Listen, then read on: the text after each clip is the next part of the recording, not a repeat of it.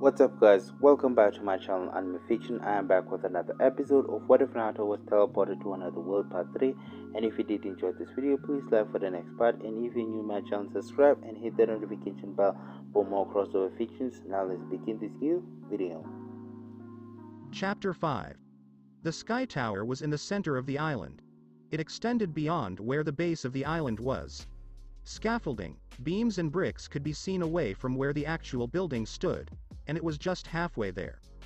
When he was traveling the world, he had found this sad excuse for a cult that Zeref worshipped. They had taken all the women and children they could find to sacrifice to him. He had supplied the pathetic cult with the ideas and plans for the R system. When they heard that they could help resurrect their lord and deity, they almost died of joy. His condition for helping to get them to build this masterpiece was that he kept up with as much information as possible. Almost daily I received changes to plans and papers on how and where the necessary materials were obtained. I would throw them away. They were nothing but glorious pawn statistics in his game. What he did keep with him, however, were files and reports on the slaves the cult had captured. Weekly updates on their statuses and abilities that they measured while working. At first I wasn't particularly interested in these reports. To him it seemed nothing more than a growing annoyance of these scapegoating fools as if they were the protagonist. But then, he got the report from a familiar face years ago. He remembered the sad laugh he had given when he had seen the man. Rob had become so old and frail, very different from what he was in Fairy Tale. Gone was the giant of a man, who could stop the attacks and heal his wounds in minutes. He remembered when the man was just a teenager, learning healing and all magic basic to an art form. I always thought Rob would never be a great fighter until he created those weapons from scratch. With the help of some blacksmiths and his innovative mind, Rob crafted a weapon that tested his strength, skill, and magical power.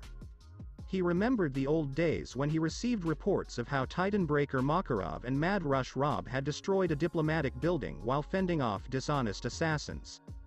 He received a lot of flack from the Wizarding Council as to how the ambassador to Calm was demanding their heads, and how they had to remedy the action by escorting the diplomatic family and guaranteeing their safety. They were almost out of trouble until Bob got into an argument with the ambassador's daughter and son. However, the entire team is prohibited from any contact or travel to the foreign country. Ah, you almost missed those bygone days of ignorance and joy. Almost. Now, he had a goal that no silly dream or pathetic guild could stop. Neither the Magic Council, nor Damnation, nor Fairy Tale would stop him. And it all started with using these idiots as a distraction from magical advice. They were just food for the llamas who were making their dream come true. But these fools were making too much a racket in the underworld when they should be quiet. He was planning to eradicate the half-built tower where he was, killing all the cultists and slaves in an instant. It was easy with the Jupiter cannon they had recently taken. All his problems would be gone in a flash. But then, he looked at the boy's file that she had recently discovered.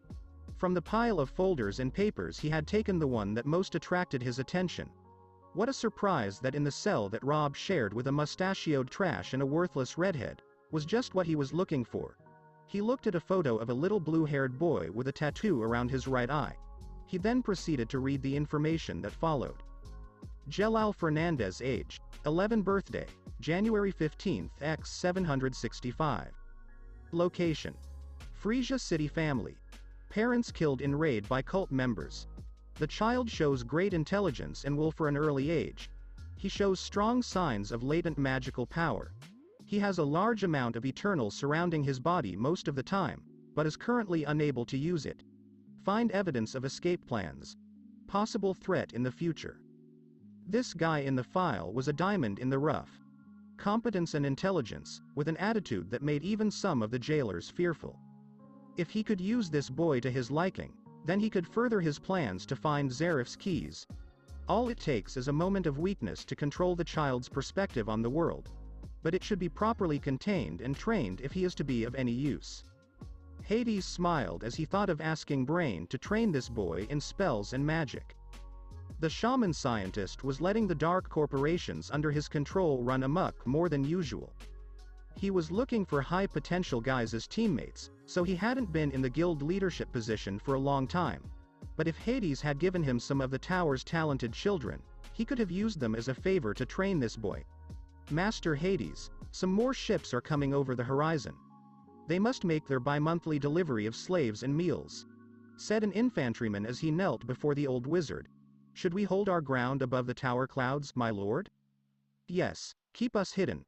I don't want to be bothered by those fools." Hades hated it when he had to listen to the cult master's reports. He had refrained from flicking her wrist and blowing the man up so many times that she would soon consider herself a saint. How Hades daydreamed of killing that insufferable, annoying scumbag. Another soldier positioned himself next to the first one.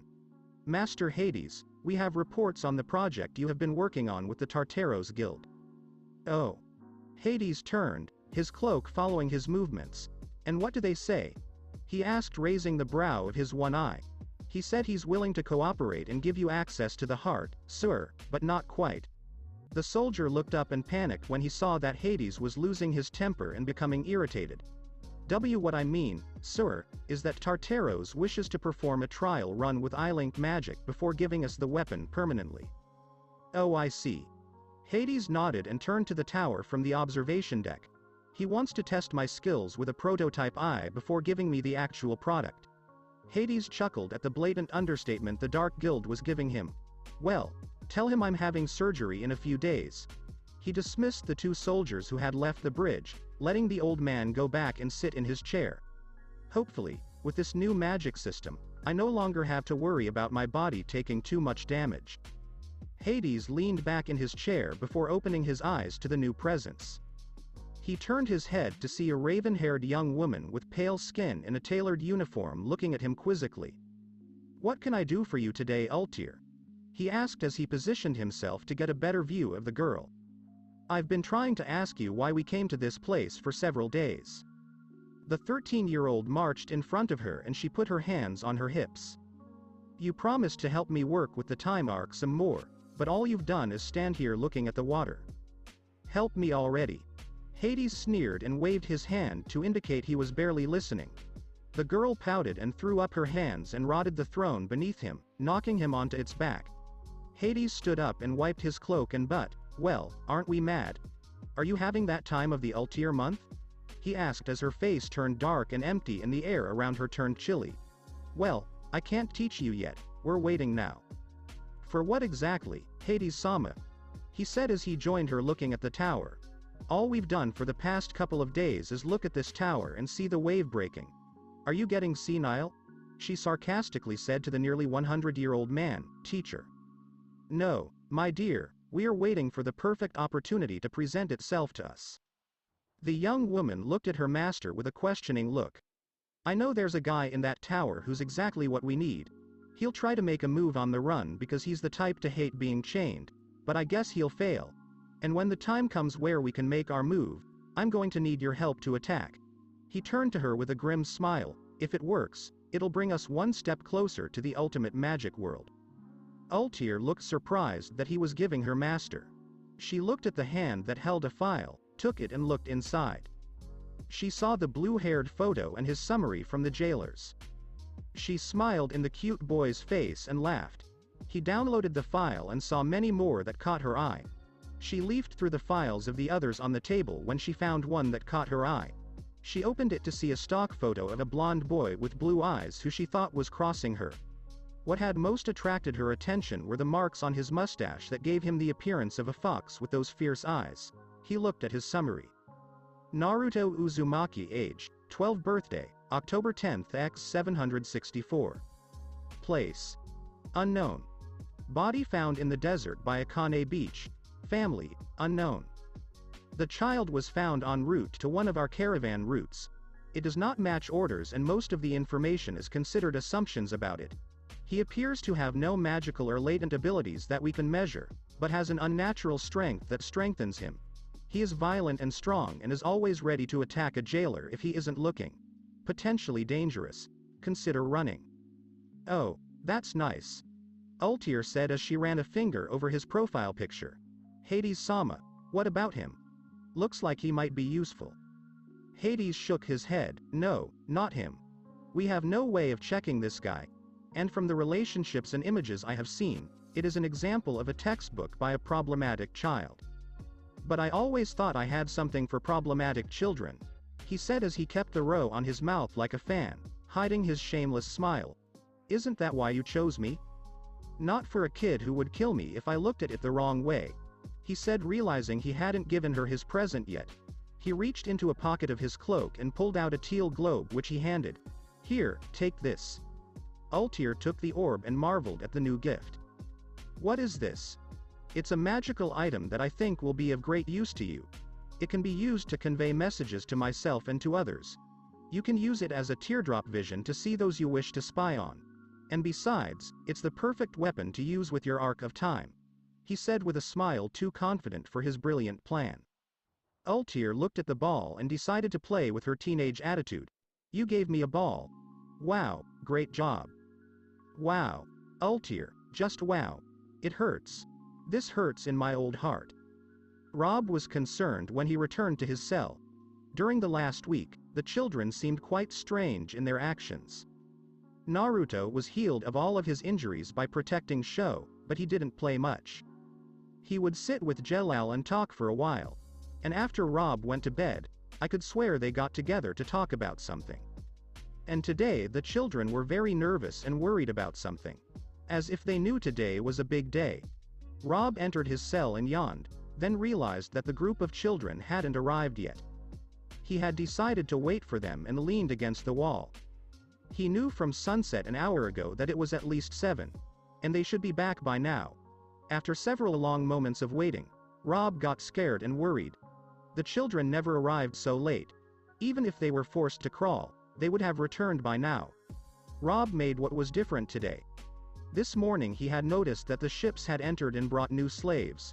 Which means that they will start with the new materials tomorrow afternoon. Rob blanched as he rushed to the bars and began tugging at them, hoping they would miraculously open. He had gotten so old and tired that his body was just a shell of what it was. He had weakened again after a long time. And now, when she needed that strength to protect them, she couldn't muster it. Rob raised his head and prayed they wouldn't try to run, because that was all he could do anymore. Just pray. The central workroom was empty. There were only the tools of the works and the gravel of their work. The jailers were leaving the area and making their way around the tower, as they thought there was no one around yet. As everyone left, 7 small shadows slipped from behind the materials around the room. They all gathered together and followed the smaller figure to the end of the laboratory. They all made it to the end where the barrels and stones and wheelbarrows gathered at the end of the railroad tracks. The small figure awoke forward and pushed some debris aside, revealing the hole covered by the door. Okay, that's all, Sho said as he knelt down to look at everyone, wiping the sweat from his forehead. This is the tunnel. Simon stepped forward and looked down the long trench. It's smaller than I thought. He looked at the little boy. Are you sure this is it? Of course I'm sure. I found it, remember him. Okay, enough guys. They turned to see Naruto standing up to get their attention. Even though it's tight, we have to wear this. Sho said it worked, so I trust him. He looked at the boy who smiled at him. Very good, one last time. Listen to Jellal about our plan. Jellal approached them and they all gathered. Very well, the ships bring in a fresh batch of captured slaves every 2 months. Spend about a day and a half at the dock. Bring back the slaves and recover rations and weapons to use in his search for more people. The ship arrived at 6 in the morning and will leave tomorrow at 6 in the evening. We will travel the tunnel until we reach the bottom near the dock. Then we sneak into the boat and stay hidden until we get to land.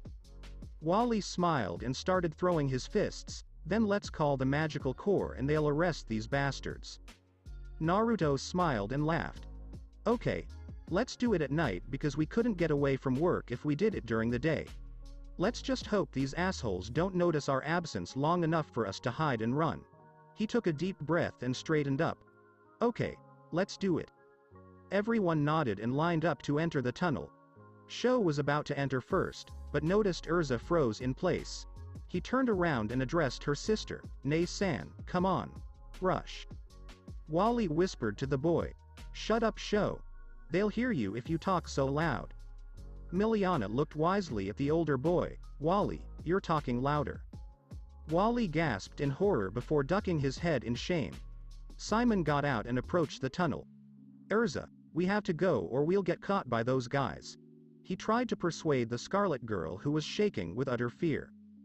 If they find us, they will do to us what they did to others. And she had a dark, frightened look in his eyes until she felt a hand on her shoulder. She turned to see Jellal beside her, who gave her a thoughtful smile as Naruto followed. All right. Don't be afraid. She turned away and stopped shaking. We're almost out of here. Our freedom and our dreams are right through that tunnel. Let's go, he said as he nearly dived into the hole, leading the group in search of a good escape route. The others nodded and followed suit. Elsa had stopped shaking but kept her worried expression. She wanted to go say hi to Rob Jisan and ask for his help, but it was too late. She was torn until she felt Naruto grab her hand and drag her away. She looked at him and saw that she was wearing a thoughtful smile, understanding her fear and concern at the risk they were taking. Everything is fine, Urza. We are all together and they will not be able to stop us. Plus, she turned her head and gave him a giant smile. We support each other, right? Urza looked at him wide-eyed before confidently turning away and smiling back, a slight pink tinge powdering her cheeks. Naruto entered next as Urza followed, once again leaving the workplace in complete silence. Jellal had felt like his elbows and knees had been skinned to hell after several hours of crawling. They had passed many exits and tunnels after their journey. Each leads to a room, an empty cell, the main hall or a corridor. Jellal wiped his brow and looked back. Sho and Wally were panting and looking exhausted, feeling confined in the small corridor. Behind him, Miliana was panting heavily and Simon was sweating a little, his natural stamina helping him through the ordeal. And finally, Naruto and Elsa were having a great time. Both tired but seemed ready to continue. As they passed a surveillance room, Jellal saw that it was about 11 o'clock. They had been crawling for almost 4 hours, and they still had a long way to go. They moved slowly enough to stop any suspicion a jailer might feel as they passed. On the positive side, none of the jailers had noticed that the children were moving in the ventilation duct as if it were a tunnel. All they had to do was endure exhaustion and they would be released. Millie-chan, are you okay? Naruto asked the girl in front of him who was reeling from her exhaustion. She nodded through narrowed eyes as she leaned forward. They continued until Naruto whispered a question. Do you have any idea how much more, Jellal? Jellal shook his head and kept moving until they came to a resting place for the jailers. Several cult members had gathered to discuss what they had done that day, laughing at the fun they had in torturing anyone who bothered them. All the children were shaking with rage at the offensive actions the men were proud of. They endured the laughter and taunts the men had told them until the sound of approaching footsteps reached their ears. What are you doing, idiots? A harsh voice hastily shouted at the previously giggling bastard guards. The men had rung and snapped to attention, trying to get their face back in front of their leader. The teacher said we have a tight schedule. If we lose our share, Master Hades will kick our asses, he said without question. But sir, all we've done is load the ships with weapons and goods. What else can we do? You might be careful with some of those slaves. We do not want a repeat of what happened 8 years ago. That little bastard from last week still hurts my scar. Another voice interrupted the interrogation. Naruto's brow twitched as he noticed the voice belonging to the bitch who attacked Sho last week. The man had been watching him for a week, threatening to attack him in retaliation for the still healing scar on his face. Naruto laughed at his self-congratulatory pride in making a grown man paranoid. Don't worry, boy, we don't need to take your personal revenge seriously for the actions of a brat. The soldier took a step back before the chief jailer turned to face the rest of the men. But you were right, 8 years ago we were slowing down and you destroyed this tower and delayed us from finishing. We have a duty and a promise to complete this tower. Hades-sama has given us a great opportunity to bring back our Lord Zeref. He helped us build this tower, and the master won't like to know that his followers are walking around like pansies. The men grunted in agreement and began to move. The children started moving again after taking a break and listening to the conversation outside. Naruto crept forward with his mind wandering to what they had said. Someone named Hades was making all of this possible. He had directed the construction of this tower and given these men a means to torture and kill them.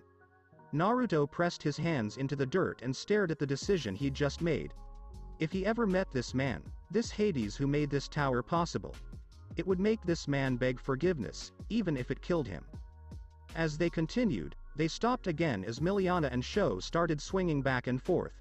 They had reached their limits after so much work in the confined space, their hands and knees bleeding from the journey. They both passed out and fell to the ground, causing a thud that echoed through the escape route and out the openings. The jailers had stopped their retreat to get back to work and were listening to the noise in the walls. Shit, thought Jellal as he tried to keep Sho conscious. Wally and Simon did the same for Miliana as she panted heavily. What was that? A jailer told his fellow cult members. The leader raised his hand to silence his followers. He walked slowly to the walls and put his ear to them, hoping to hear something move through the concrete. Hearing more noise, he drew his attention to the floor, where the grate of an artificial ventilation system was located.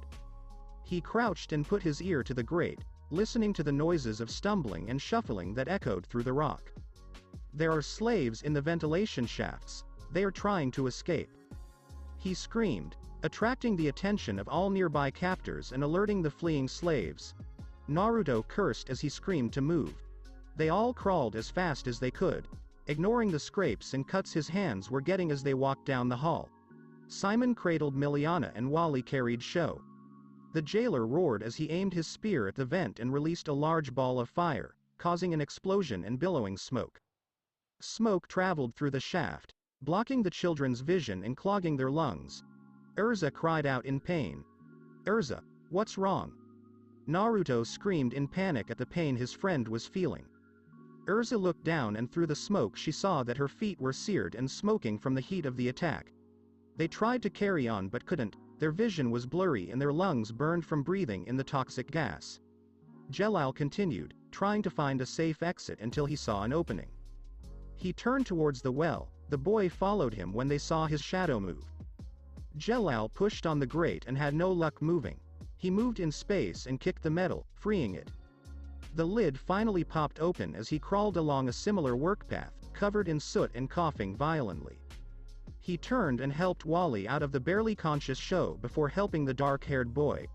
After a coughing fit, they helped Simon with Miliana before pulling Naruto out.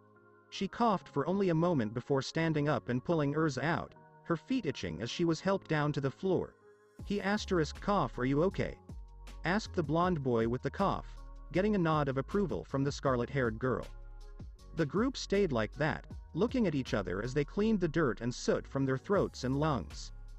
They finally took a few deep breaths before hearing footsteps in the hallway. Hurry up.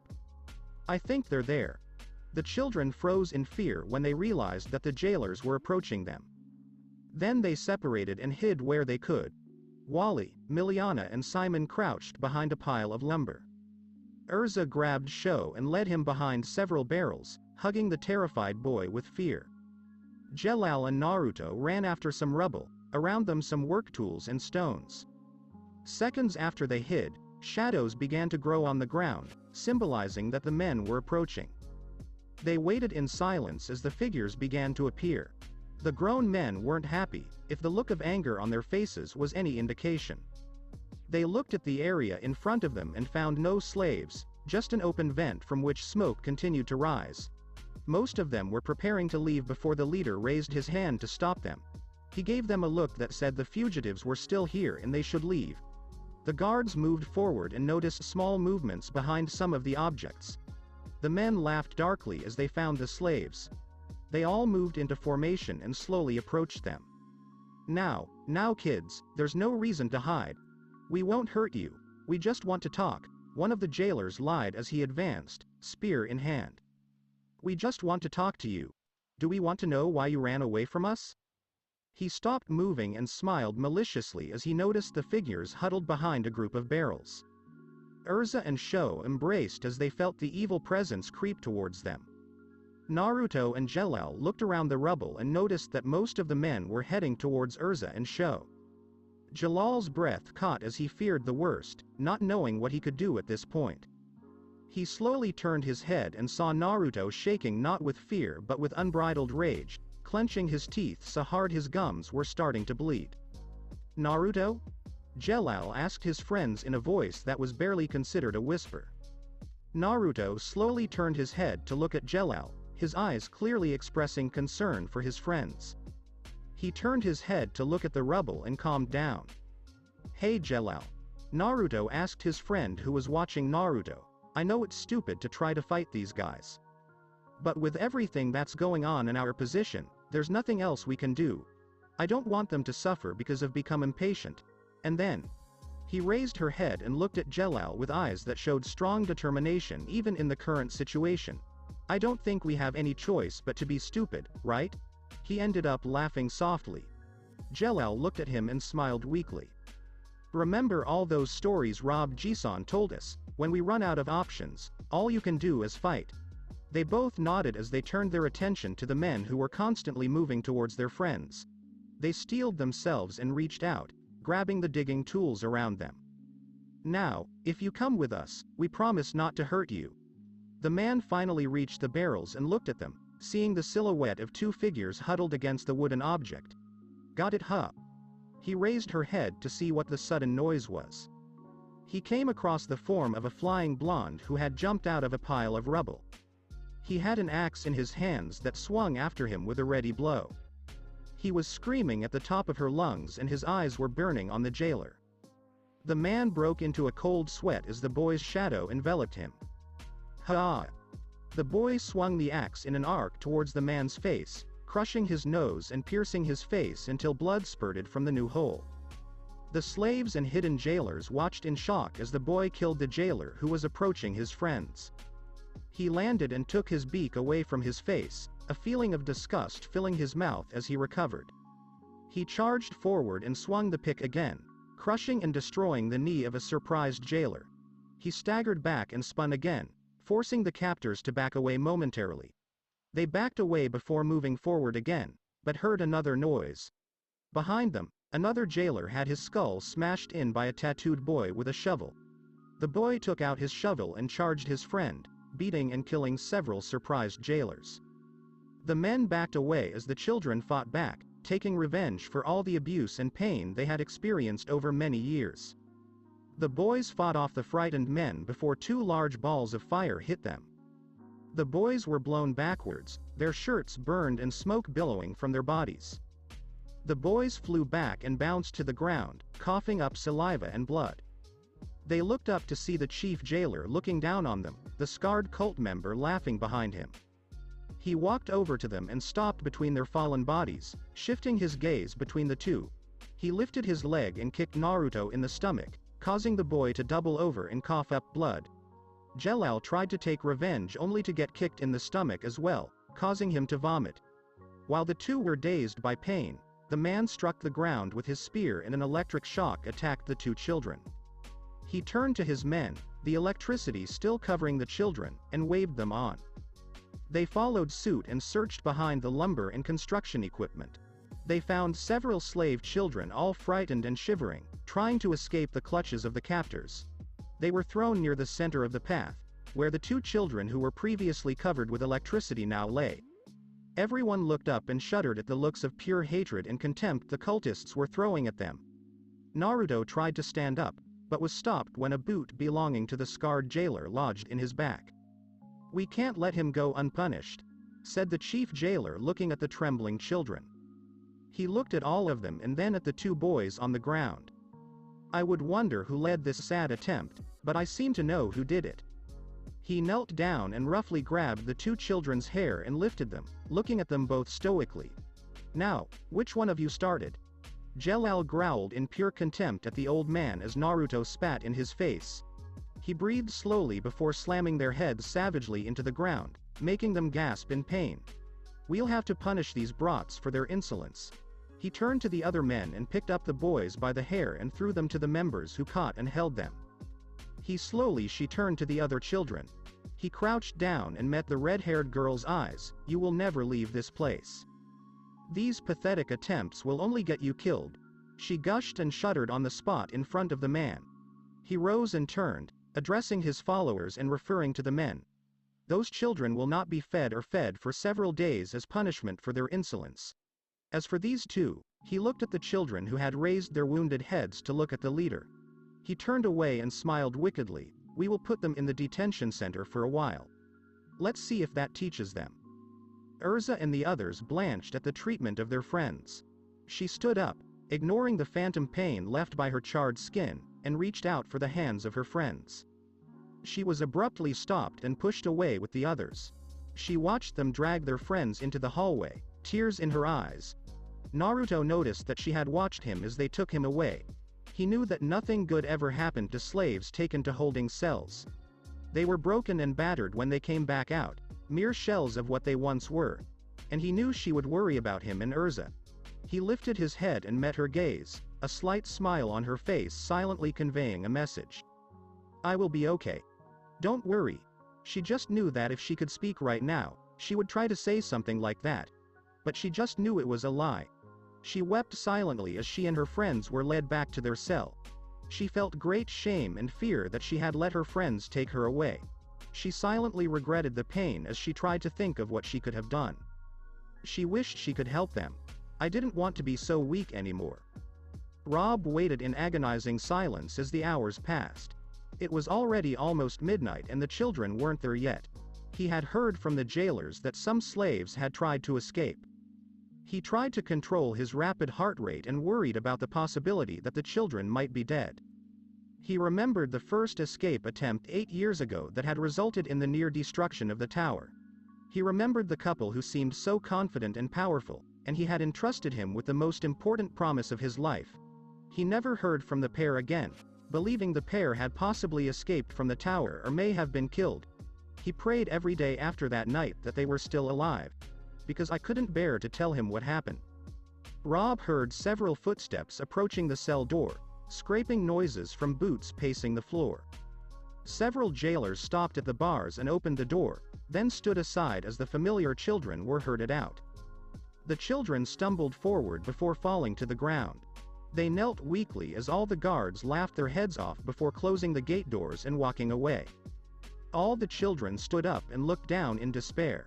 Rob stepped forward and rested in front of them all. They looked at him and waited for him to say something. He only raised his hand before slapping the 5 across his face. All the kids were stunned as they raised their hands to stop the cool burning sensation on their cheeks. They looked at Rob, who now had hair covering his eyes. Urza stepped forward and stopped in front of him. I told you so, he said as she sniffed at her lightly. She lifted her head to show her wide eyes with tears running down. I told you I never wanted to see you hurt like this. Urza sniffed silently in response. Before she slowly but surely began to break down, her tears were falling non-stop and her body was shaking with fear. The other children weren't as well as they were and slowly their concern overwhelmed them. They all charged at Rob and hugged him as he wrapped his arms around them and held them tightly. I never want to let you go. They spent nearly an hour crying in each other's arms. After the group cried until their eyes were swollen and red, Rob asked them what happened. Everyone took turns explaining their escape plan to head for the boats. How they had moved through the tunnels and ventilation shafts towards the shipyard. When they were seen and attacked, forcing them to retreat and finally about how Naruto and Jellal were taken to disciplinary cells after they attacked and killed some guards. Rob blanched with fear when he learned that the 2 unsuspecting boys had been led into the chambers. He tried to calm down but found nothing to ease his concern. After helping the children calm down and telling them everything would be fine, he had them try to fall asleep. But even then, the babies continued to cry softly and whisper in their sleep. All except Urza, who had just sat against the wall looking at the bars. Are you okay, Urza-chan? Rob asked the question even though he already knew the answer. She sat against the wall and brought her knees up to her chest. I'm fine, Rob-ji-san. I'm staying up for a while. Rob watched the girl as she turned on the ground. He got up and walked over to her, taking a seat next to her. You don't have to be strong anymore, you know? He said as the girl simply lowered her head between her knees, blocking her eyes from her sight. You can tell me. He got no response from the annoying redhead. He waited in silence and stared at the bars of his jail. He kept doing it until he heard a soft sob beside her, turning his head towards her attention. "It hurts a lot, Rob Ji-san." She lifted her head from her knees and let her tears fall into her lap. "Why did they have to do this? Those II idiots were taken from us. We just had to see how they took them.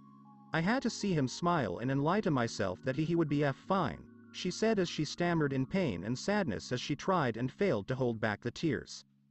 She stayed that way until she felt her grandfather give her a hug in a warm hug. She was shocked until her eyes could no longer stay open and she wept into his chest. "I want to help him." He silenced her as he stroked and stroked her small back, telling her she would be fine. She kept crying until she passed out. She overwhelmed by the tiredness and emotion that the day had accumulated in her. Rob moved and set her down. He looked back at the bars and let his mind wander. Despite all his efforts, his mind only wondered what state the two boys would be in. He slowly clenched his fist as he wished he'd been there, to help and protect them as they tried to escape to freedom. "Please, God, keep them safe. I can't even dream of getting hurt again." He exhaled and leaned back against the rock wall. "I promise you it will never happen again. I will protect them until I die." He looked up with determination into her eyes.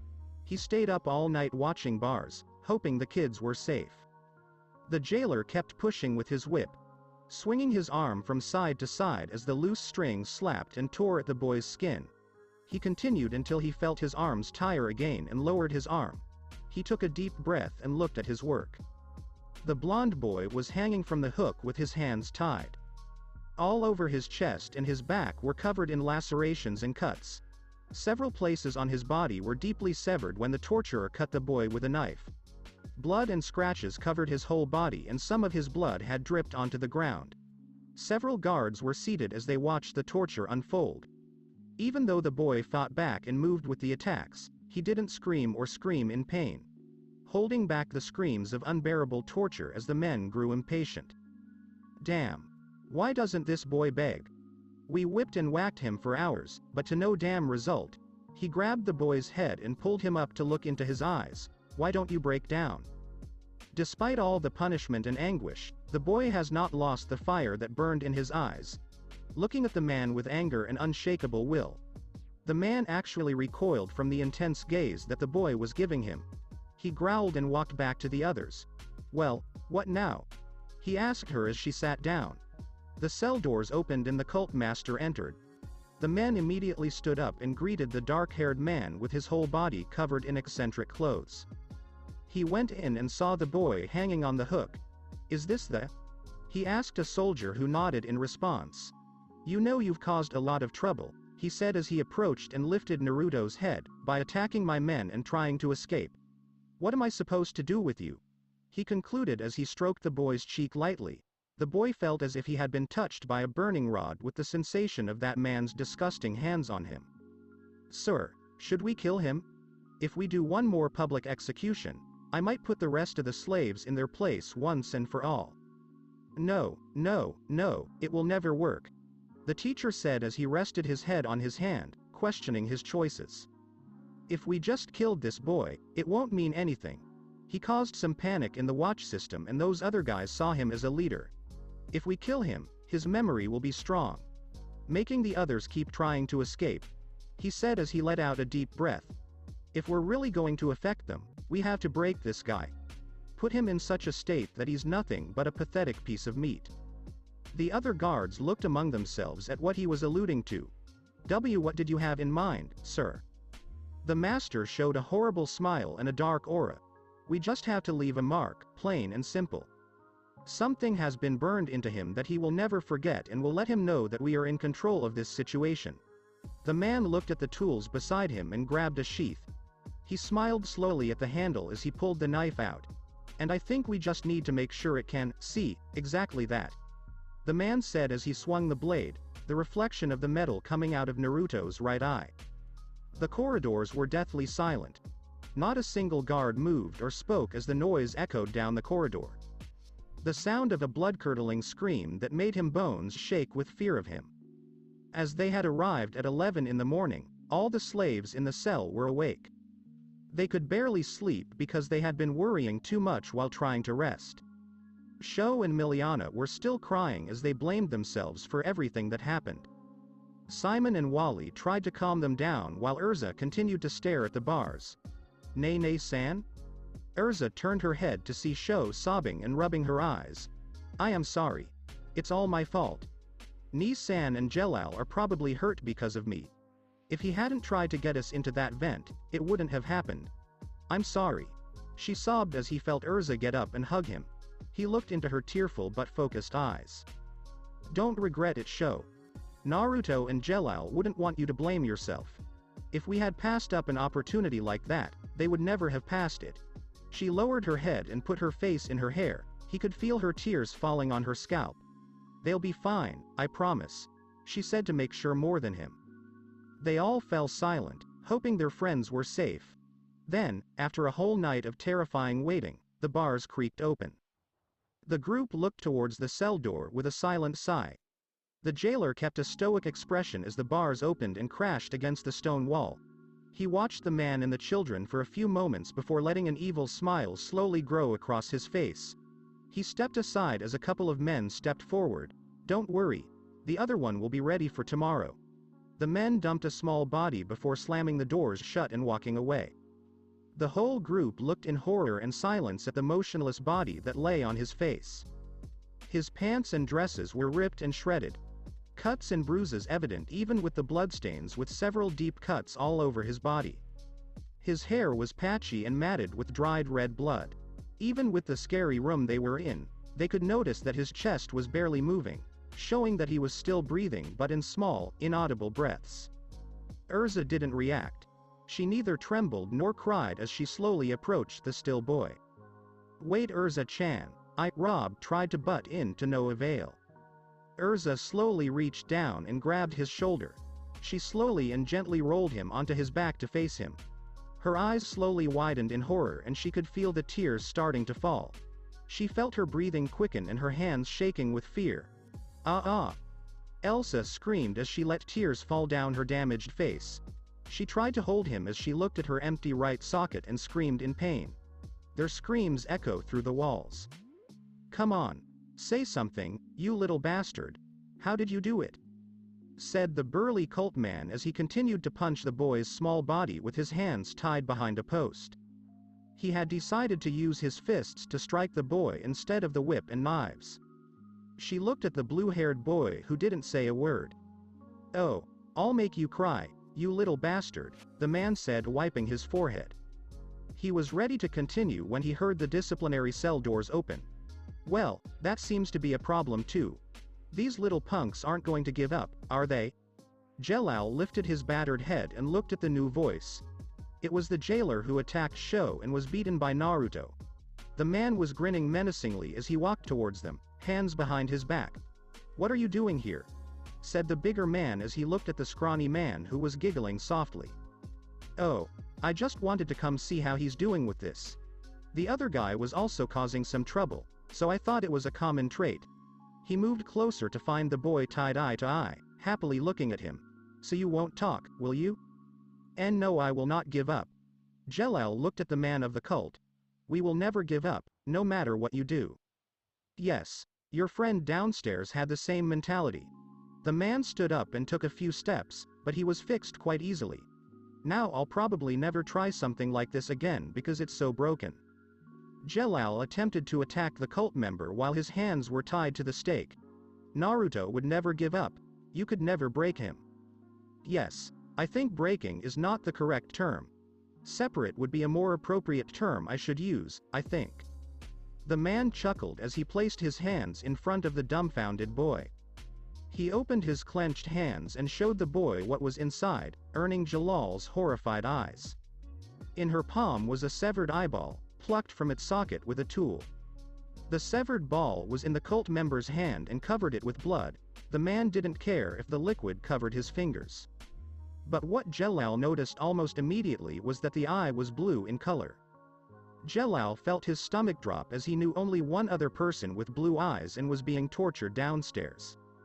The man reached out and angled his hand, dropping the eyeball in front of him and the boy. He lifted her foot and stamped, feeling crushed and hearing a splashing sound. Jellal felt her blood run cold as the man leaned over his face and glared at him with a menacing smile. "It's time for you to give up. Every chance, every move you make, we can stop you. You will never be free from this place. Your freedom is just a faded dream that you will never achieve. And when you finally see him, you'll know you're doomed." He got up and walked away, past his fellow guard, who smiled at the state in which the boy had been left.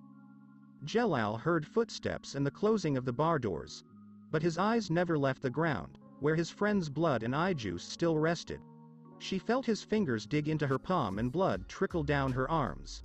She felt a sensation of fear of her fill her chest as several tears streamed from her eyes, believing that his friend was dead and his other family would be punished for his failure. For the first time in many years, since he'd lost his family and arrived in that hell, Jellal could feel his sense of hope dying. "Quick! Give me more rags.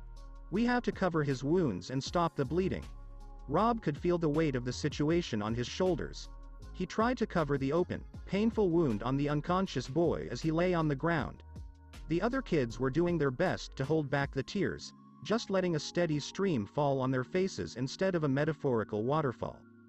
Sho and Miliana knelt down and made sure that both guards didn't interrupt them and that no one tried to stop them. The youngest of the group couldn't hold back the tears. His niece San, Na-chan, was pulped and injured beyond belief. And with Rob Ji-san unable to heal him, all they could do was try to help him and hope for the best. Wally and Simon were doing well, but they were still having problems. They would go back and forth from ration supplies to Rob, giving him water and anything else he asked for. They had ripped off their shirts and parts of their pants to make makeshift bandages for Naruto. Anything you can do to help your friend through this process. And finally, Elsa was right next to Naruto and Rob as she tried to heal her wounds. She held the tissues in place and applied her pressure where she asked her to. And as she did, she held back the tears that clouded her eyes. Rob was managing to cover up most of his wounds, but he couldn't close them. Without the proper tools and in a rock cell with rationed water and a surplus of rags to use, he was unable to properly fix the boy. Now more than ever he wished he could heal people without magic, as he had learned to do Porlyuzuka.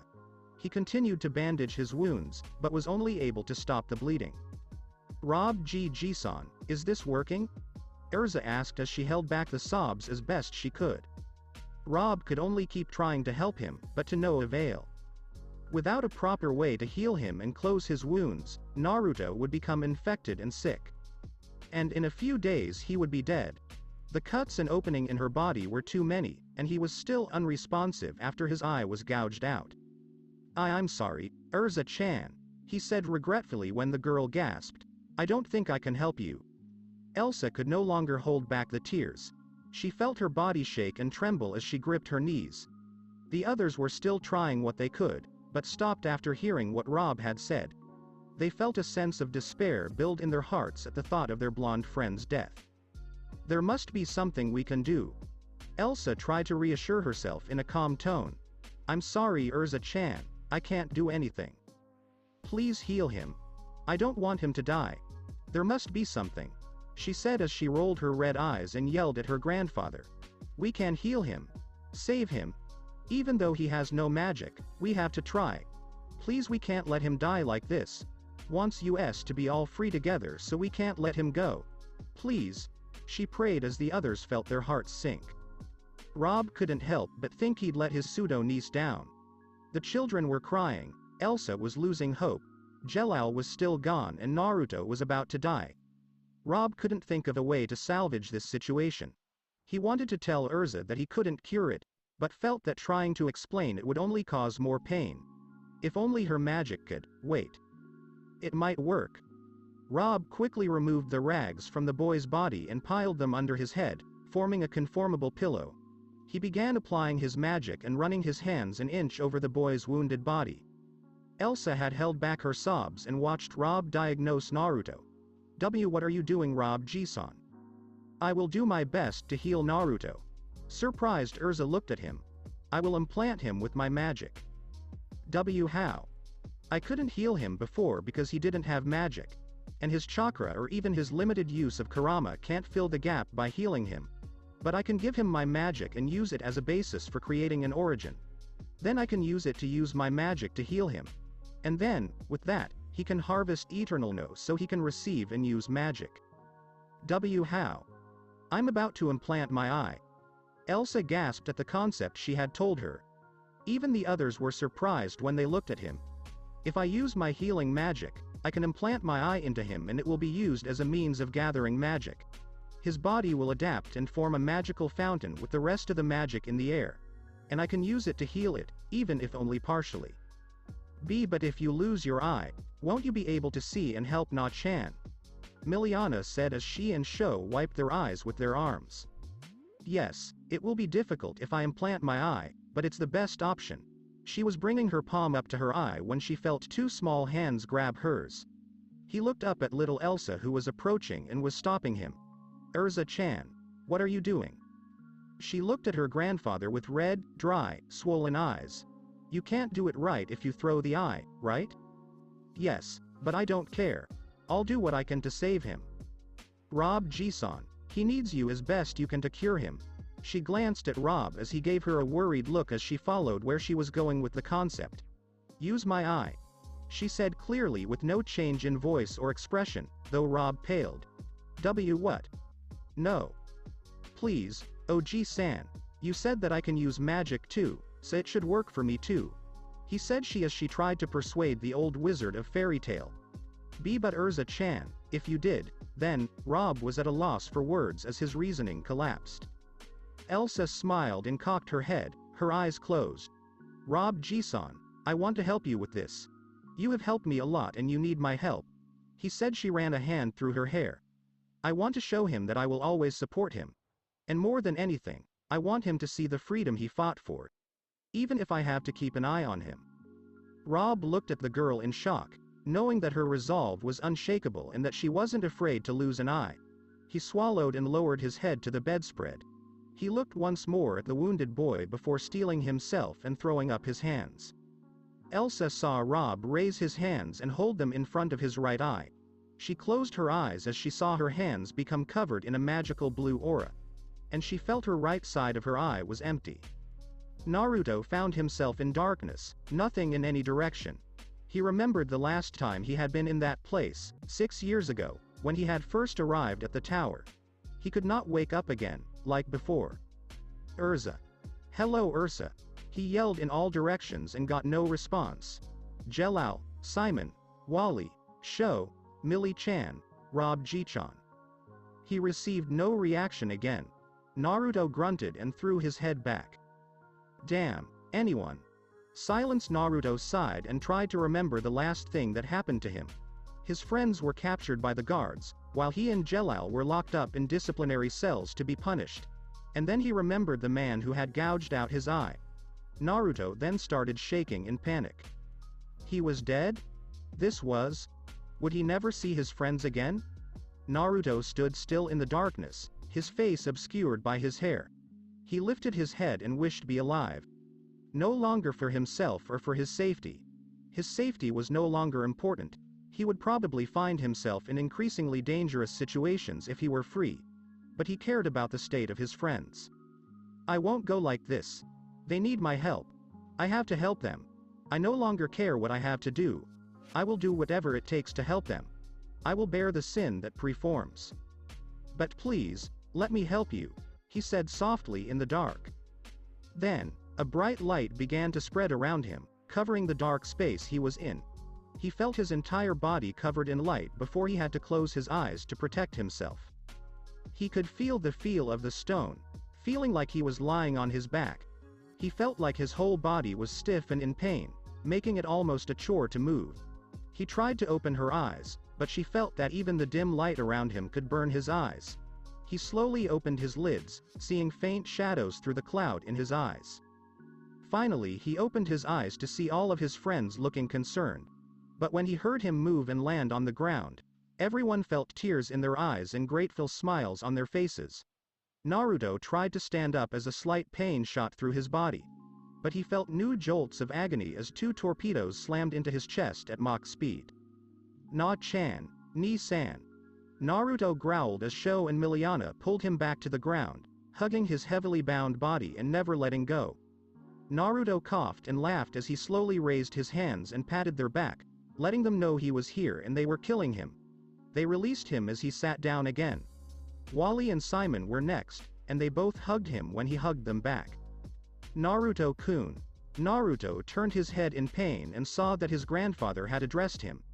The old man's eyes were filled with tears when he saw his young friend looking at him with a beaming smile. Rob leaned in and accepted a hug from his nephew.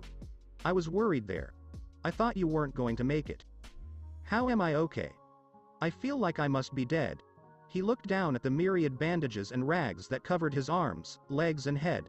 He felt more and more pain from the excessive movements he was making. You almost were.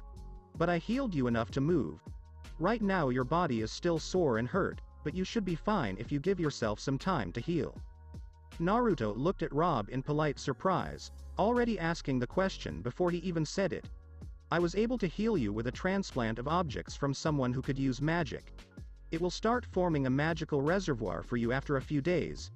With it, I can now use my magic to heal your wounds. And, if you give him a few days to train properly, you'll be able to use magic. Naruto smiled slowly at what Rob had said, and warmed to the idea of being able to use magic. But as soon as his smile had formed, he slowly faded with a worried look on his face. What was the transplant? Rob looked away with a quilted vision and pain evident in his eyes. Naruto saw a small pool next to him, which had grown from all the water and blood Rob had used to cover Naruto's wounds.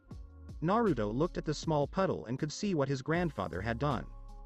In his reflection he could see that his head and body were covered in bandages. It still had a few scuffs and rough marks, but was otherwise fully repaired. But what immediately caught his eye was his eye. What he now had in his right socket was not his old blue eye, but a completely different color. His right eye was now a strong, solid brown instead of the puddle blue it once was. Almost instantly Naruto recognized the color as he had seen it almost every day for most of his life. He looked up from the puddle and turned his head from everything he could see. They all tried to avoid his gaze because they knew they wouldn't be able to meet him if he asked. Hidden behind Simon and Wally was a figure trying to disappear. Naruto's eyes widened when he saw her hide her face behind them. They saw that he had seen her and moved slowly. Urza knew she was being watched and looked at him. She had a makeshift patch over her right eye made from leftover rags. She met his eyes as the realization slowly washed over him. Why? He asked as he moved slowly towards her, making sure not to overstimulate her wounds. Because you would have died if you hadn't, and you probably would have done the same for me. He watched her as her eyes continued to widen at the sacrifice she had made for him. He raised his injured hand and covered his new right eye. Take it back. Take it back, please. I don't want this eye if it hurts that bad. Every time I see you, I'll think I took it off you. Why? Naruto's questions trailed off as Urza hugged him tightly, forcing him to look surprised at the girl on her chest. I was scared. We were all scared. Naruto looked around when he saw that everyone had looked down at the concrete. We thought we were going to lose you. We had to watch you nearly bleed to death while trying to help you. And all I could think about was when you saved Sho and me from those men. She began to tremble as her voice seemed to crack and lose strength. We don't want to lose you or Jellal. We want to stay together. She lifted her head from the bandaged torso and looked at him with tears in her eyes. Never leave us, okay? Naruto felt his heart breaking and couldn't think of an argument. Though he had given up on himself, they worried about him. In fact, she had given him her eye to keep him alive. How could I say no? He lowered his arms and hugged her, tucking his face into her hair to cover her teary eyes. Thank you. Urza nodded as she continued to hug him. The others had approached and had joined the two in an embrace. Even though they were scared and incomplete, their family was here, and they didn't want to get lost again. Well, it looks like he didn't break, huh? Oh good. We've been beating him for almost half a day. Ha ha ha, one guard said as he laughed with the other guards as they stared at the source of his attention for hours. The bloodied tattooed boy had bruises, cuts and whip marks all over his body. His eyes were heavy and he was tired beyond belief. But he could feel his heart ache and his mind clouded by thoughts of him. The man got up once more and started whipping him. "What are you saying, boy? Tell us how a lowly slave like you feels and I can stop." "Shut up, you fucking pig. What did you say?" The man dropped the whip and began to brutally grab the boy's chin and face. "You would disrespect me, your superior, for clinging to a foolish notion of your freedom. We will make this our system and resurrect our God. Then you'll see what he can do." "What kind of God dies, exactly? Why are you so little ignorant?" The man pulled his fist back, but was stopped by another cult member who smiled casually. "Forget it. It's not worth it. Come on, I think we should go ground those other kids and check on that blonde thug. He probably died of all his injuries. Also, the boats leave early. And I'd like to see their hope set sail with my eyes." He led the other cultist out of the cell as he began yelling at the bound boy. The cell doors closed and Jellal was left alone in the disciplinary cell. God, PFFT. What crap is this? What kind of God would allow such a thing to happen? Letting children be killed and tortured by his followers. For what? So that his grace and love can spread through strength and pain. I hate you all. This place, the people, this world. I hate it. Hate strengthens me. Jellal felt a sense of dread come over him as he dangled from a pole. He whipped her head in all directions trying to find her voice. Then he felt a cold wind around him. Those poor arrogant idiots have no idea. They want to revive me but I never left. I was just here, watching them throw away such a great opportunity and material. Who's there? Show yourself a bastard. Jellal yelled as he began kicking the air around him, trying to stretch the rope and the wood. And they think he might revive in corporeal form. It's ridiculously pathetic that they think he can be revived with just his faith. But without a powerful and overwhelming hatred, I could never truly shape myself. I guess I should thank you, giving me a great tool like you. Where are you? Get out. You are a very lucky boy, very, very lucky indeed. You have the opportunity to meet a god. Someone adored by the masses as the Messiah who will revolutionize their feeble existences. A cold wind began to rise around Jellal, forming an air barrier. The wind changed shape and formed a grotesque skull which floated through the violent winds and came face to face with Jellal. I am Zareth. And your hatred is the reason for my existence. So, let me help you change this dirty world. Naruto continued to stare at his feet with absent emotion. I was thinking about everything that had happened over the years. Forced to maim and kill without his will or consent. Lose Kurama and end up in the tower. Meeting with Urza, Rob and Jellal. Finding family in the slaves she met and worked with. And now how he had almost lost everything. Are you okay? Naruto looked up to see Urza watching him. She sat across from him as he looked up. I was thinking about what I should do. The boats are leaving soon and I can't help but see where it has gotten us.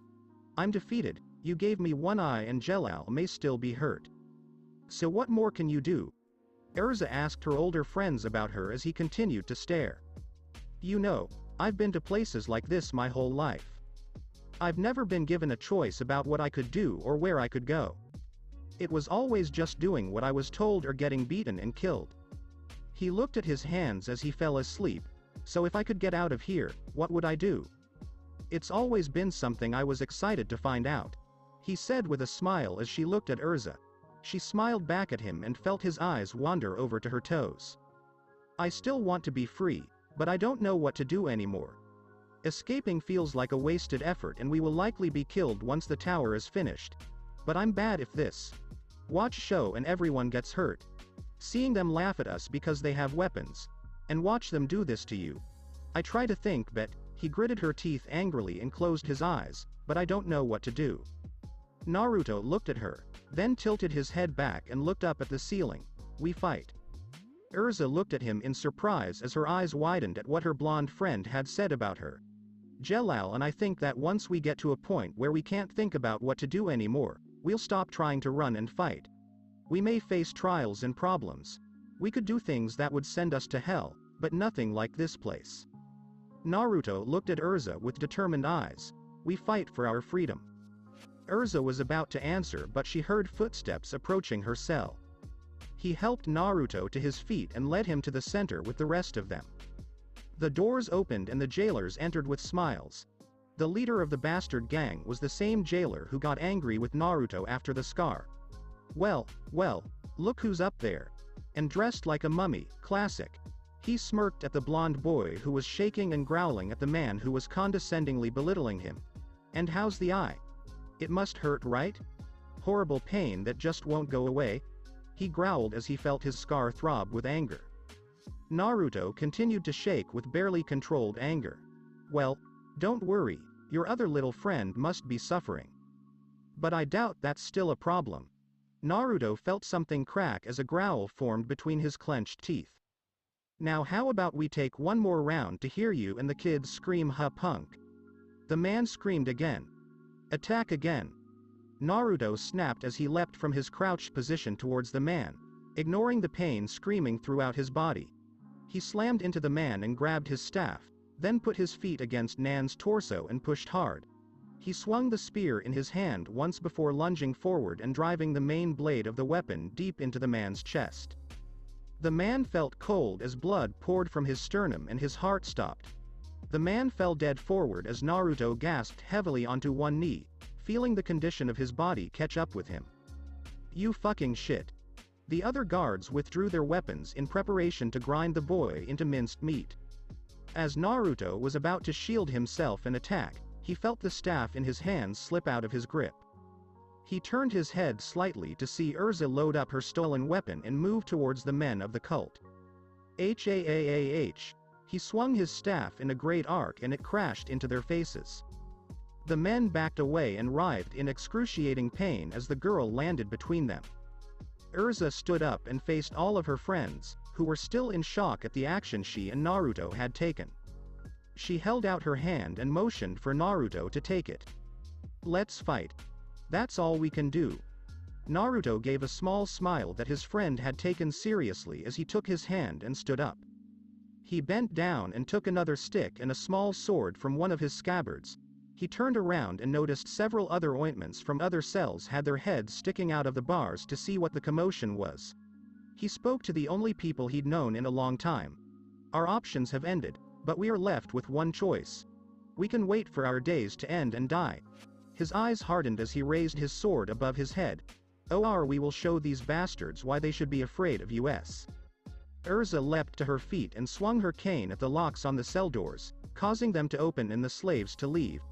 Get a gun and follow us. Today we will have our freedom. She joined her best friend's side when all the slaves started grabbing whatever they could and holding them as weapons. We will fight. H-A-A-A-I-I-I-I-I. The slaves all screamed as they followed the blindfolded boy, the girl with the eye patch, and several other children as they lunged forward. Hades-sama worked. I think I have Jellal on my hands. Ultir said as she held the teal orb in her hands. A tethered child form with an expression of enlightenment realized on his face. Behind her, the tall, bearded dark wizard smiled in pleasure at the new information. Good Ultir. Good job. Now, let's see how that plays out.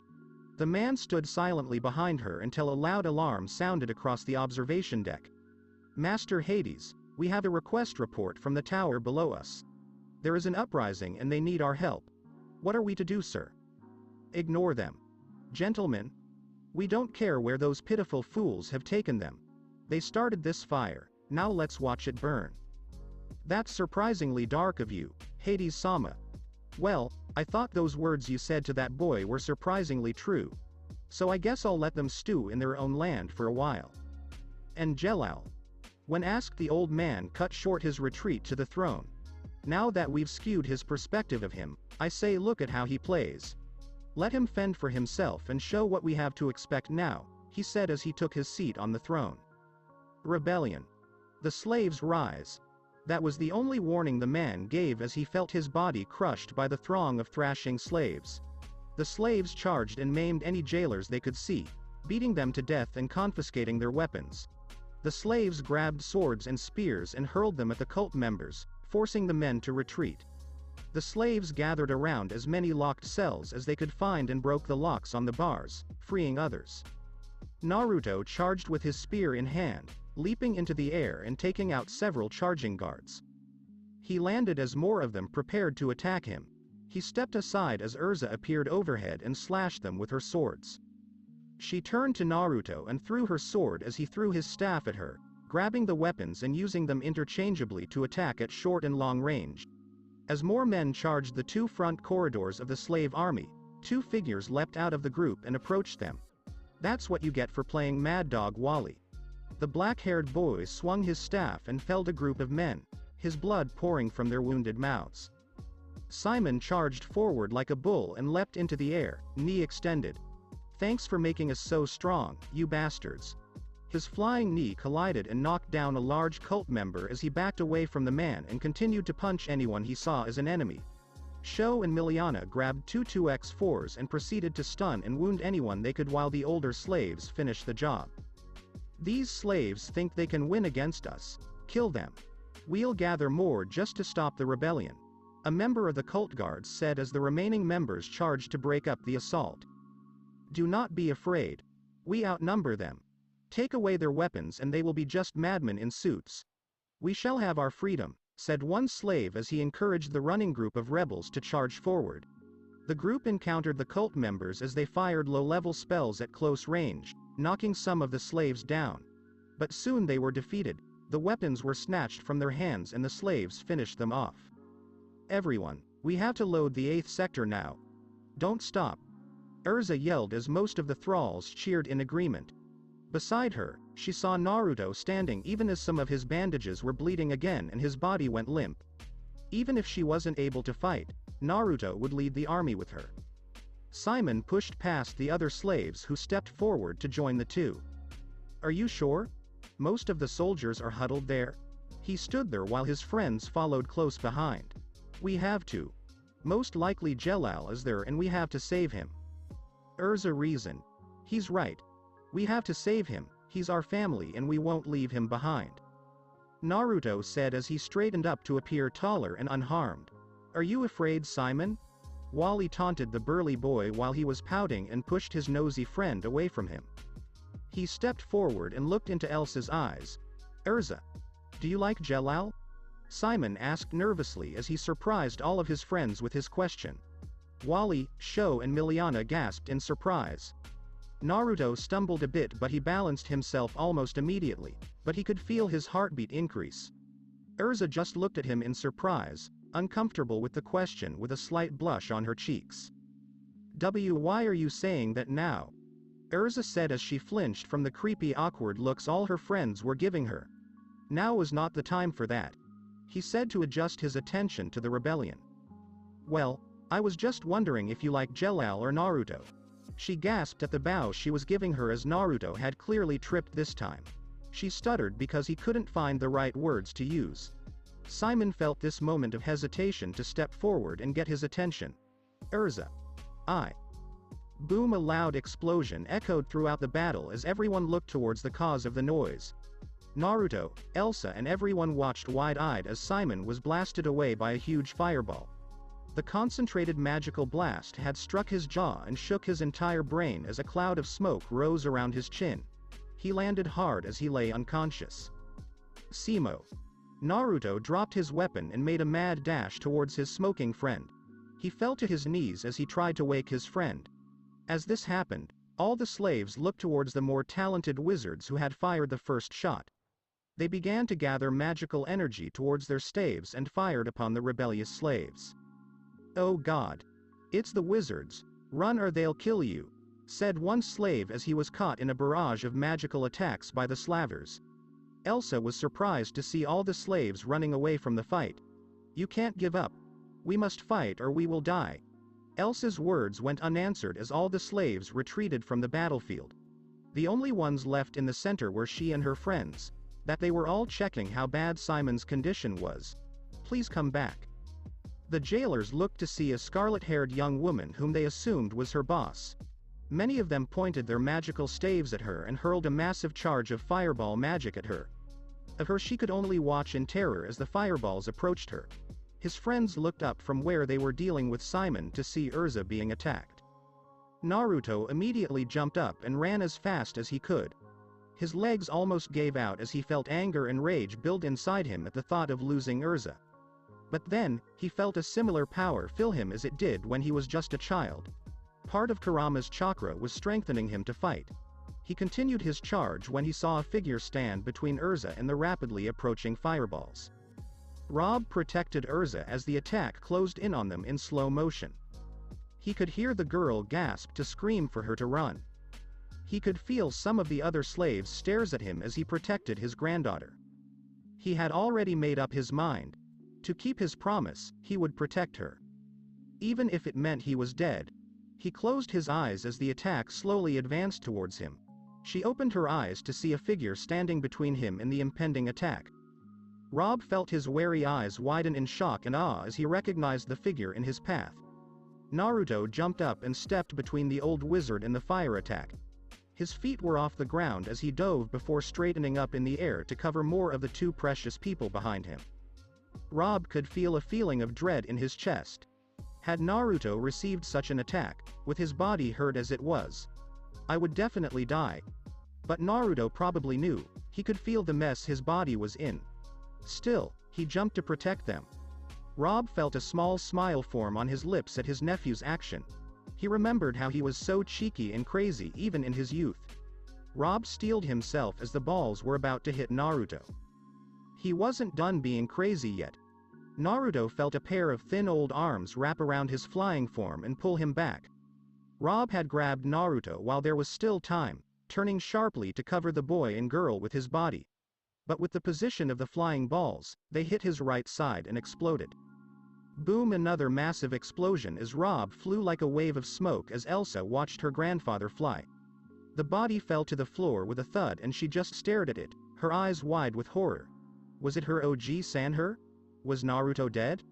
Was she alone again? She felt herself hyperventilate as swords and spears began to clang.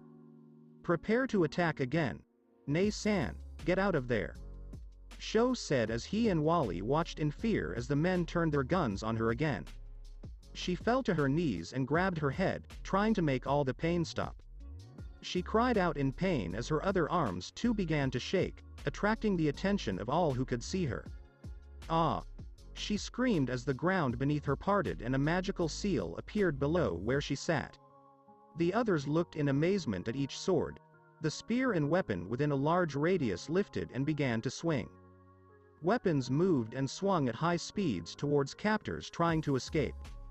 The captors were quickly defeated and forgotten as Urza swung her swords to attack any other soldier he could see. Oh god. Cough cough Rob he. Naruto stepped out from under the protective mound above him to see his badly injured friend. Ji-chan. Rob had burns and charred skin over most of the right side of his body. His skin was on fire and his right arm had been reduced to nothing but a stump from where he had been ripped off. Do you hear me? Are you okay?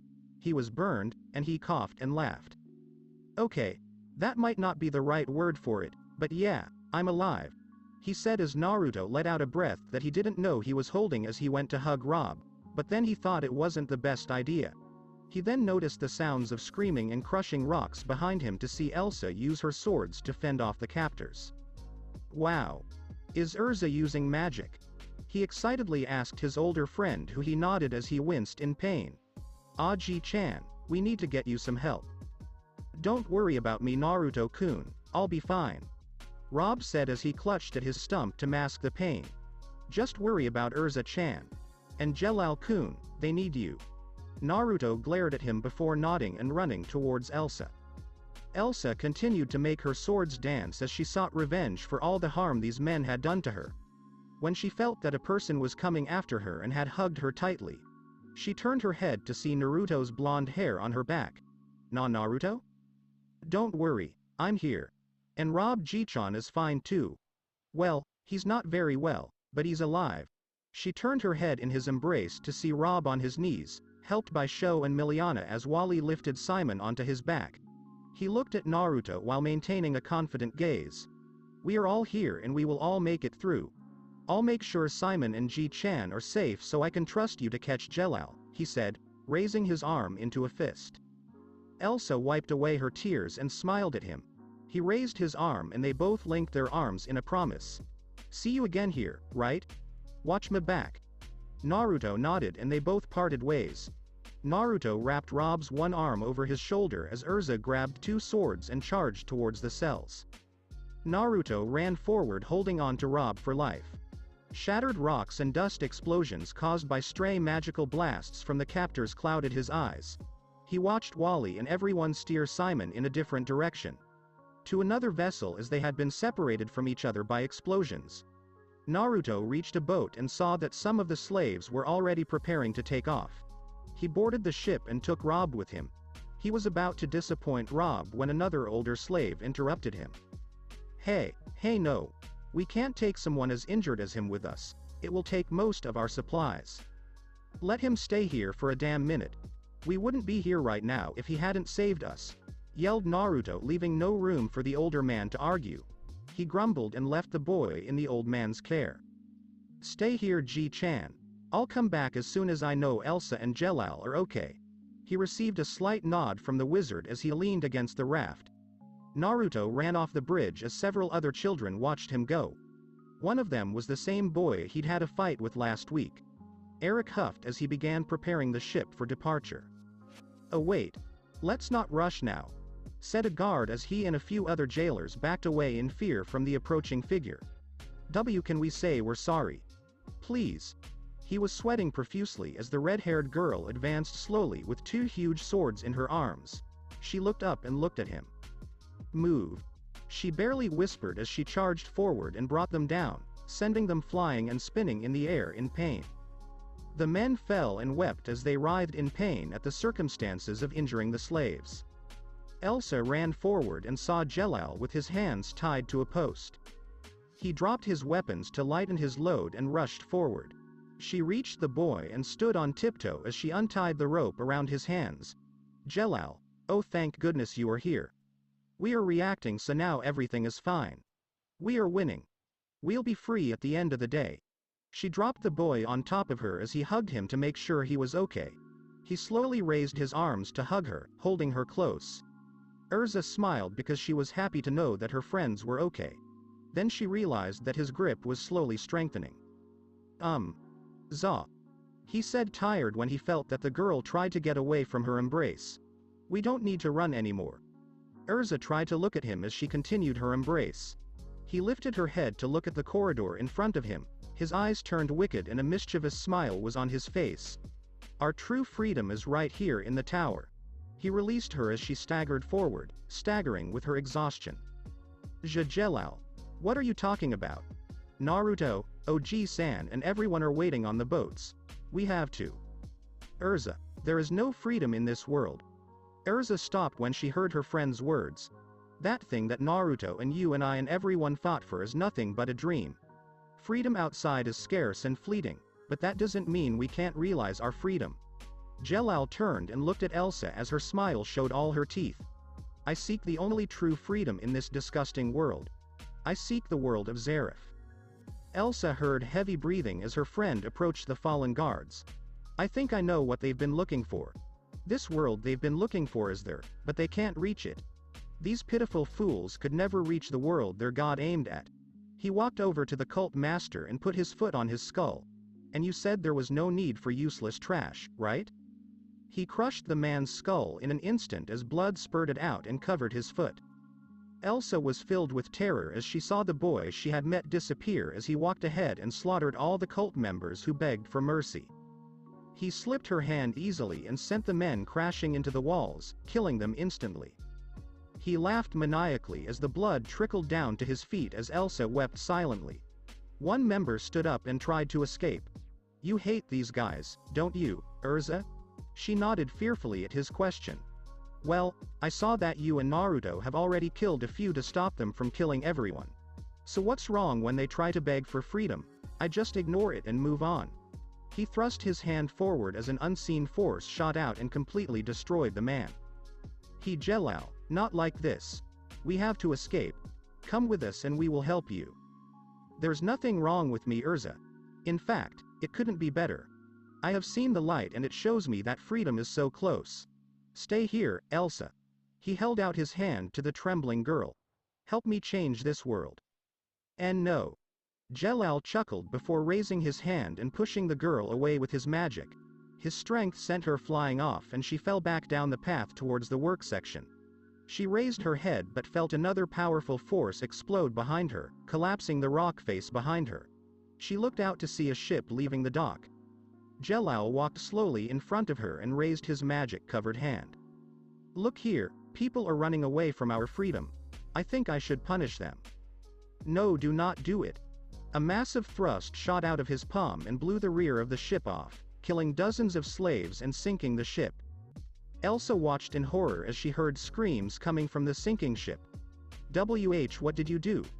You could have killed our family," he said of her as a pair of dark hands reached out from under her and strangled her. "Okay. No one we know was on that ship. Okay. Maybe Ji-san, but that's okay." Urza felt her eyes widen and cry as she heard her friend say she didn't care about her guardian's death. "It's okay, Urza. I'll let us all know and I'll keep them here. We will build this tower and be saved, and you can join us if you want." Elsa shook her head. "Okay then. Maybe I should throw you out or kill you. Use it as a way to mhhuu." Jellal felt a fist crash into his face as he was rolled down the hill. Shadowy hands left Elsa as she gasped for fresh air. He looked up to see Naruto gasp as his fist extended to where Jellal once stood. What the hell are you doing, Jellal? She screamed as his friend stood up and wiped the blood from his chin. "What are you going to do by attacking Urza? If I hadn't stopped you, you would have killed Urza." He hurried down the hill to help Elsa up, but a gust of wind forced him back, crashing into a wall and screaming in pain. "That was my intention, Naruto. I had to make the point." He reached out as he launched another attack and broke the foundation again, dropping debris next to Naruto and crushing him. "I was telling you that we have to finish this tower if we are to win our true freedom. And that he was helping those people on the boat by sinking them and freeing them," Jellal said with a smile. Naruto looked up at the wrecked boat and felt his heart sink. That was the boat with Rob Ji-chan on it. "You killed him. Why?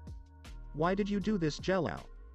"Because I'm going to change this world," he said. More debris was falling from the higher levels as the scaffolding's foundation began to crumble. "I will continue this work, complete the tower and revive Zareth. I will change the way we treat everyone, of course. Fear is not a way to control people. But I think sacrifices will be necessary." Then he turned her cold eyes to his friends, "And I think you two will be perfect." Naruto and Elsa stared in horror at what had become their friend. Urza felt tears fall from her eyes as the despair sank. Naruto shivered as he gripped the earth and felt anger boil in his heart. The same rage and power filled his blood and his body. His hair started to get rough and his mustache became rough and scarred. He lifted his head to look at her former accomplice. His right eye was brown but his blue eyes seemed to change to crimson. "Do you think I'll let you do it?"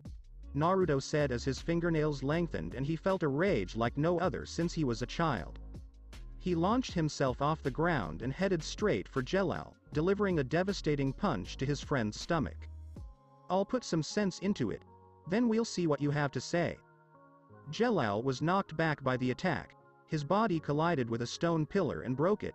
Jellal's body felt numb from the attack. He got to his feet and staggered a bit, even as his blonde counterpart threw himself at him again. Jellal raised his head and supplied magic to his hands again, knocking Naruto over and sending him crashing. "Think your false sense of freedom and hope does something. Your idea of freedom is no more than a false notion in this dark existence. I will show you what true freedom is." Jellal used his magic to rise up and meet the boy where he was trapped in a crater. The two exchanged several jabs. The walls and support of the cave collapsed as the two exchanged vicious attacks. Urza watched in fear as her two closest friends fought each other like monsters. Naruto became strong through his anger for what Jellal was saying, while Jellal seemed to have acquired skill through his fractured mental state. Brutally Naruto Jellal de superiori in the chest, winning a long and painful groan of the blue child. But Jellal repositioned himself and threw Naruto to the ground, crashing his body to the ground and creating a crater. Naruto ignored the state of his body and tried to get up. He felt two arms wrap around him and hold him still. Urza? Naruto, that's enough. We don't have to fight him. We can go find a way to help him. She lifted her head and looked at Jellal, who stood on one of the only sodden posts left as stones fell around him. Jellal, please let us go. Let the slaves go and be free, please. Jellal smiled as he watched as the walls collapsed around the three of them. I'm sorry Urza. I can't let you go. I want you to see the new world with me. He said as Elsa lost hope and Naruto watched. But that's okay, I'll let you both go. He raised his hand and gathered up all the magic his wounded body could. I'll leave before you two go to hell. Go on, be free. Jellal threw away his hand and let a huge unseen force fly towards them. Naruto's eyes widened as he released Urza's grip on him and pushed her back away from the blast. Elsa was surprised when she saw Naruto push her back. She regained her balance and reached out, but it was too late. Boom! A massive eruption occurred where Naruto was kneeling, causing the ground to crack and a shockwave to explode. Urza was caught in the resulting explosion and was thrown through one of the holes that had caused the fight. Her body flew out of the tower's dust cloud, wounded and unconscious as she fell into the ocean waves. Naruto had passed out in the midst of the attack, his eyes rolling back of his head as blood spurted from his mouth. His motionless body followed the falling debris as he was sent into a dark abyss. Jellal stood on the swing beam and sighed. Well, that won't work. I think I screwed up all the work and slowed us down a bit. He looked from the crumbling tower to the last sailboat he could see, already more than a few thousand yards away. They must have left after hearing the first ship sink. And here's the entire workforce. He was about to move, but she shivered at all the damage the torture and Naruto had done to her body. Jellal considered his options. He slapped his clenched fist against his palm as if he had an idea. He used his magic to propel himself forward and close to the sailboat. No please, we have to go back. Ni-san, Ne-san and Jellal are still there. Sho tried to persuade the older ointments as tears fell like hail from his eyes. Wally and Miliana were sobbing too as they watched an unconscious Simon with his head and chin bandaged. The older slaves had already sailed the boat after the first ship sank, even amid protests from the children. All of the slaves ignored the childish pleas as they sailed forward. A slave was winding the rope to one side when he saw something floating on the water. Her eyes focused as she saw the figure was a small child. She raised her hands and covered her mouth, man overboard. All the other slaves stopped and grabbed whatever life preservers they could find. They reached the side of the ship and threw the floats at the float boy. He reached out feebly and grabbed her as the others pushed him in. The boy was dragged onto the deck as he vomited and coughed up a cup of seawater. Sho pushed his way through the crowd and saw a familiar face clearing fish urine from his lungs. Jellal. She screamed as she lunged forward and hugged the older boy. The boy didn't hug him while Sho tried to get his attention. Jellal. Did you see what happened? Are you okay? What about Ni-san and Ne-san? He saw Jellal shaking in place. Jellal? Jellal tried to hold back the sobs but failed as tears steadily streamed from his eyes. She killed him. What Jellal? Who killed who? What happened? Urza. Urza killed Naruto. She went crazy and she killed him while they were trying to save me. She squatted down and sobbed into her hands. Sho had an expression of horrified shock but it didn't change. They saved me from torture, but she just killed him. Then she blew up the other ship with Ji-san on board. She went mad with pain and tried to kill us all. She will destroy this whole world. She betrayed us. Elsa betrayed us. Sho fell to his knees as Miliana and Wally watched in horror. Soon enough, all three started crying. They all sat there as the other slaves also began to panic, wondering what was waiting for them on the shore. The ship then descended in a celebration of whoops and uproarious laughter. On the deck floor, Simon watched with heavy eyes. He turned his head to see his friends crying. She wanted to ask what was wrong with him, but she already knew. Even though the pain should have knocked him out, he was still awake from everything that had happened. He wanted to scream in pain like everyone else, but he felt something. While everyone was distracted by the confusion, Jellal still had his face in his hands. But instead of the emotionally damaged hero they thought he was, he'd lifted his head slightly to show a manic smile. Simon furrowed his only eye in suspicion.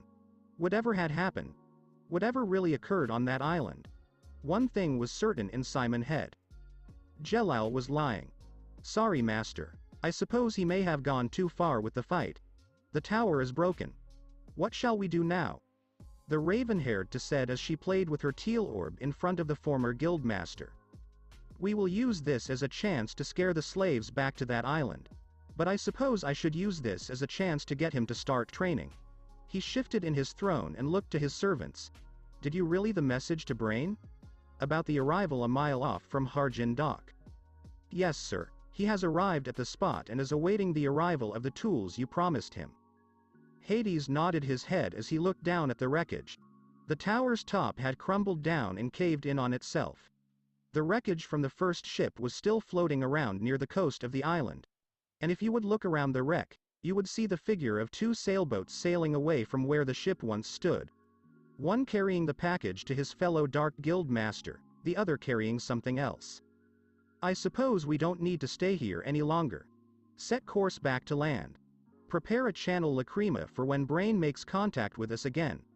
I need to make good on the favor he owes me now. Ultir looked down at the wreckage of the once incomplete tower. It's a shame about that blonde boy. He was quite cute and feisty. I wouldn't have mind to keep him around with us. She then saw how her master was paying close to no attention to her. Especially with how he almost threw your plans back by himself, even so close to death.